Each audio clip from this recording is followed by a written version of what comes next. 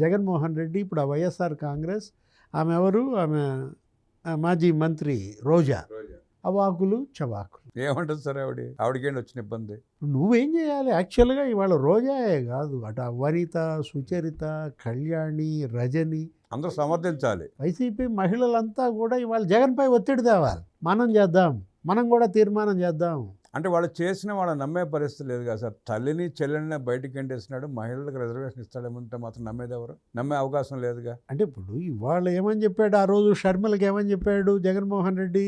ఒక కుటుంబంలో ఒకళ్ళే రాజకీయం చేయాలి, మిగతా వాళ్ళు వ్యాపారాలు చేసుకోవాలి అంటే అప్పుడు షర్మిల బాధపడటం కాదు, షర్మిల అడిగింది ఏది మరి అవినాష్ రెడ్డికి ఎందుకు ఇచ్చావు, మేనమామ రవీంద్రనాథ్ రెడ్డికి ఎందుకు ఇచ్చావు, బాబాయ్ సుబ్బారెడ్డిని ఎందుకు ఎంపీ చేశావు, నా ఒక్కదానికే ఈ సూత్రం అని కూడా. అంటే జగన్మోహన్ రెడ్డి ఇవాళ మహిళల్ని రాజకీయంగా ఎంత అణగదొక్కుతాడు.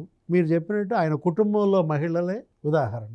తండ్రి సంపాదించిన ఆస్తిలో వాటా ఇవ్వడానికి ఒప్పుకోవట్లా, మహిళా రిజర్వేషన్ పెంచడానికి ఒప్పుకోవట్లా, ఇంట్లో తల్లికి చెల్లికి న్యాయం చేయాలన్నాడు, రిజర్వేషన్కి ఎందుకు ఒప్పుకుంటాడు? అంటే బయటకు వచ్చి మీటింగుల్లో ఏమని చెప్తాడు, అమ్మల్లారా అక్కల్లారా నా చెల్లి అంటాడు అనేసరికి వాళ్ళు దడుచుకుంటారు. ఒరే నాయన మీ అమ్మ విజయమ్మ గుర్తు వస్తుంది కదా, విజయం మీద వేసిన కేసు గుర్తు వస్తుంది. ఇప్పుడు చెల్లి అన్నాడు అనుకో, ఎవరినన్నా చెల్లెళ్ళు అన్నాడు అనుకో, అక్కల్లారా చెల్లెళ్ళారా అంటుంటాడు చెల్లెళ్ళిద్దరూ గుర్తు వస్తారు. షర్మిలకు జరిగిన అన్యాయం, సునీతకు జరిగిన అన్యాయం, ఇవాళ ఒక మహిళ ద్వేషనాల, మహిళా ద్రోహనాల.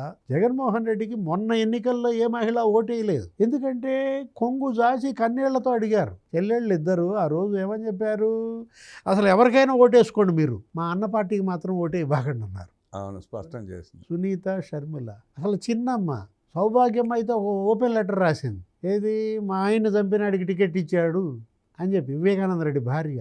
అసలు విజయమ్మ అయితే అమెరికా నుంచి ఒక వీడియో వదిలింది, ఏమని, జగన్మోహన్ రెడ్డి అభ్యర్థిని ఓడించండి, షర్మిలను గెలిపించండి.